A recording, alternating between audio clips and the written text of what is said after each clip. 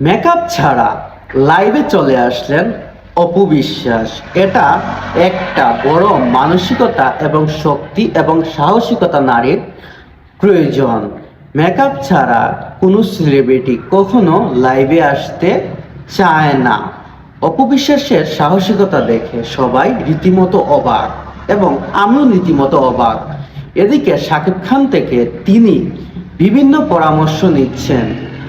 দীর্ঘদিন থেকে শাকিব খানের সাথে তিনি বিভিন্ন পরামর্শ নিচ্ছেন এবং শাকিব খানও তাকে বিভিন্ন পরামর্শ দিয়ে ভালো কিছু করার চেষ্টা করছেন।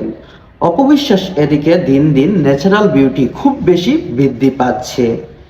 বিউটির অনেক বেশি উজ্জ্বল হয়ে উঠছেন তিনি। তার লাবণ্যময়, তার গ্ল্যামার, তার লুক সবকিছু আগে থেকে অনেক বেশি পরিবর্তন হয়ে গেছে।